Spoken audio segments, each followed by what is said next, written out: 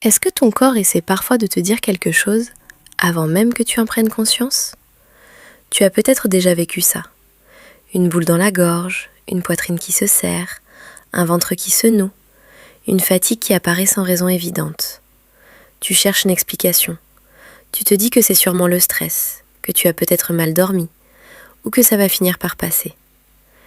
Mais si ton corps n'était pas en train de dysfonctionner, et s'il essayait simplement de parler, dans une langue que tu n'as jamais appris à écouter? Parce que lorsqu'une émotion ne trouve plus les mots pour s'exprimer, elle ne disparaît pas forcément. Parfois, elle change simplement de langage. Et ce nouveau langage, c'est souvent le corps. Attention, cela ne veut pas dire que toutes les sensations physiques sont causées par les émotions. Beaucoup de symptômes peuvent avoir une cause médicale et méritent d'être évalués par un professionnel de la santé, surtout s'ils sont nouveaux, importants ou persistants. Mais notre corps et nos émotions sont profondément liés, et comprendre cette relation peut parfois nous aider à mieux nous comprendre nous-mêmes. Aujourd'hui, on va explorer pourquoi le corps semble parfois raconter une histoire, avant même que notre esprit ne réussisse à la comprendre. Imagine que tes émotions sont comme de l'eau qui circule dans une rivière. Quand tout va bien, l'eau avance naturellement. Elle contourne les rochers, elle continue son chemin. Mais si pendant longtemps quelque chose bloque cette rivière, l'eau ne disparaît pas, elle cherche simplement un autre passage. Les émotions fonctionnent parfois de la même manière. Quand elles ne peuvent pas être reconnues, comprises ou exprimées, elles ne s'évaporent pas comme par magie. Elles empruntent parfois d'autres chemins. Et l'un de ces chemins, c'est le corps. Tu te rappelles peut-être de la vidéo précédente. On parlait du fait que certaines émotions deviennent difficiles à reconnaître, qu'elles sont toujours présentes, mais qu'elles deviennent floues, comme si leur étiquette avait disparu. Alors une question apparaît presque naturellement. Si je n'arrive plus à reconnaître certaines émotions, où vont-elles? La réponse est surprenante. Souvent, elles restent très présentes. Simplement, elles s'expriment autrement. Le corps ne parle pas avec des phrases, il parle avec des sensations. Une respiration qui devient plus courte, des épaules qui se contractent sans qu'on s'en rende compte, une mâchoire serrée depuis des heures, une sensation de lourdeur dans la poitrine, un estomac qui semble se fermer avant une situation difficile. Toutes ces réactions peuvent parfois être des indices que ton système nerveux essaie de s'adapter à ce que tu vis. Pas des preuves, des indices. Comme des voyants sur le tableau de bord d'une voiture. Quand un voyant s'allume, il ne t'explique pas exactement ce qui se passe sous le capot. Il te dit simplement « il y a peut-être quelque chose qui mérite ton attention ». Notre corps fonctionne parfois un peu comme ça. Il attire notre attention avant même que notre cerveau ait réussi à mettre des mots sur ce qui se passe. Prenons un exemple très simple. Imagine que tu reçois un message. Quelques lignes seulement. Tu le lis, tu réponds que tout va bien. Tu poses ton téléphone et pourtant, une dizaine de minutes plus tard, tu remarques que tes épaules sont tendues, que ton cœur bat un peu plus vite, que tu n'arrives plus vraiment à te concentrer. Sur le moment, tu ne fais pas le lien. Tu continues ta journée. Mais plusieurs heures plus tard, tu réalises que ce message t'avait davantage affecté que tu ne le pensais. Ton esprit l'a compris après. Ton corps, lui, avait commencé à réagir bien avant. C'est parce que le cerveau ne traite pas toujours les émotions d'un seul coup. Certaines informations passent d'abord par les circuits les plus rapides. Ceux qui évaluent en quelques fractions de secondes est-ce que cette situation est sécuritaire ou non. Ce n'est qu'ensuite que notre partie plus réfléchie commence à analyser, à comprendre et à mettre des mots.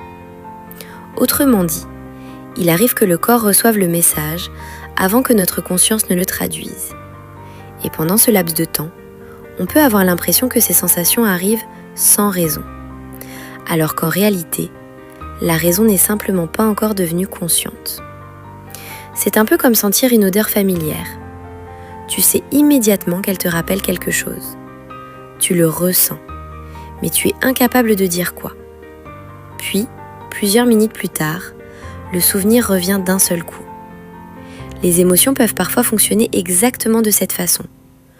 Le corps reconnaît quelque chose avant que les mots n'arrivent. Et c'est souvent là que commence la confusion. Parce qu'on cherche une explication logique, alors que le corps est simplement en train de parler dans son propre langage. Et pourtant, beaucoup d'entre nous ont appris, sans même s'en rendre compte, à faire exactement l'inverse. À écouter d'abord nos pensées, à chercher immédiatement une explication, à analyser, à rationaliser. Alors que le corps, lui, ne demande pas d'être analysé en premier. Il demande d'être écouté. Imagine un enfant qui essaie d'attirer l'attention d'un adulte. Au début, il parle doucement. Si personne ne l'écoute, il recommence. Puis il élève un peu la voix. Et si malgré tout personne ne se retourne, il finit parfois par tirer sur la manche de l'adulte. Ce n'est pas parce qu'il veut déranger, c'est parce qu'il essaie simplement d'être entendu. Les sensations physiques peuvent parfois fonctionner de manière semblable. Elles ne sont pas forcément là pour nous faire peur. Elles attirent parfois simplement notre attention sur quelque chose qui mérite d'être regardé. Cela ne signifie pas que chaque boule au ventre cache un traumatisme, ni que chaque douleur a une origine émotionnelle. Le corps est complexe.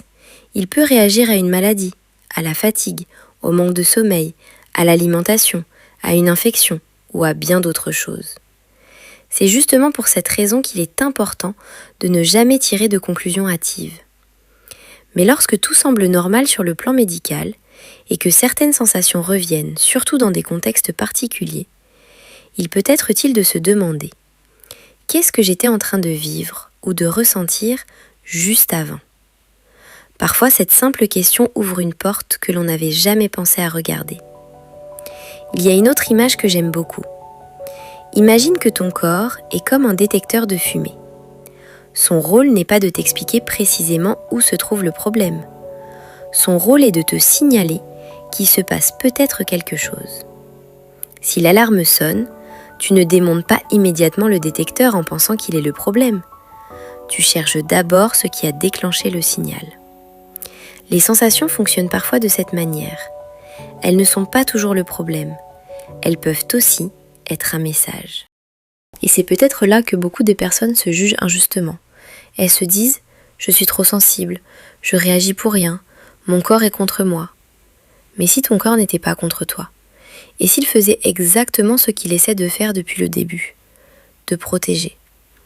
Notre système nerveux n'a pas été conçu pour nous rendre parfaits. Il a été conçu pour nous garder en sécurité. Et parfois, cette protection continue de fonctionner même lorsque le danger est passé. C'est un peu comme une alarme de maison qui reste très sensible après avoir été déclenchée plusieurs fois. Le moindre mouvement peut suffire à la faire sonner. L'alarme n'est pas cassée, elle est simplement devenue très vigilante. Notre corps peut parfois fonctionner de façon semblable. Il y a peut-être aussi quelque chose que tu peux observer dans ton quotidien. Les jours où tu cours partout, où tu réponds à tous les messages, où tu enchaînes les tâches sans vraiment t'arrêter. Tu remarques parfois tes sensations seulement lorsque tout ralentit.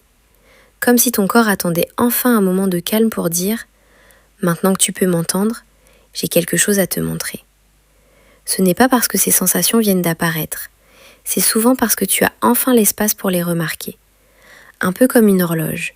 Tu n'entends presque plus son tic-tac pendant la journée. Mais dès que la maison devient silencieuse, tu réalises qu'elle était là depuis le début. Le corps fonctionne parfois de la même manière. Et peut-être que la véritable écoute de soi ne consiste pas à trouver immédiatement la bonne réponse. Peut-être qu'elle commence par une curiosité plus simple. Qu'est-ce que je remarque en ce moment ? Sans jugement, sans chercher tout de suite une explication, juste observer. Parce que plus on essaie de faire taire une sensation sans la comprendre, plus elle peut parfois revenir. Alors que lorsqu'on lui accorde un instant d'attention, elle devient parfois beaucoup plus claire. Au fond, le corps et les émotions ne sont pas deux mondes séparés. Ils racontent souvent la même histoire, simplement pas dans la même langue. L'esprit utilise des pensées, le corps utilise des sensations. Et apprendre à écouter les deux, c'est parfois découvrir une partie de soi qui était restée silencieuse depuis longtemps. Alors aujourd'hui, au lieu de te demander « qu'est-ce qui ne va pas chez moi ?», essaie peut-être une autre question. Qu'est-ce que mon corps essaie peut-être de me raconter que je n'ai pas encore entendu ? Cette simple question ne donnera pas toujours une réponse immédiate, mais elle peut ouvrir une conversation avec toi-même que tu n'avais jamais lue auparavant. Et parfois, c'est exactement là que commence une meilleure compréhension de soi. Si cette vidéo t'a aidé à voir les choses sous un autre angle, dis-moi en commentaire si tu t'es reconnu dans certaines situations. Ton expérience pourrait aussi aider quelqu'un d'autre à mettre des mots sur ce qu'il lit. Et si tu souhaites continuer à explorer la psychologie de façon simple, humaine et sans jugement, tu peux t'abonner à Esprit Caché. On se retrouve très bientôt pour une nouvelle exploration.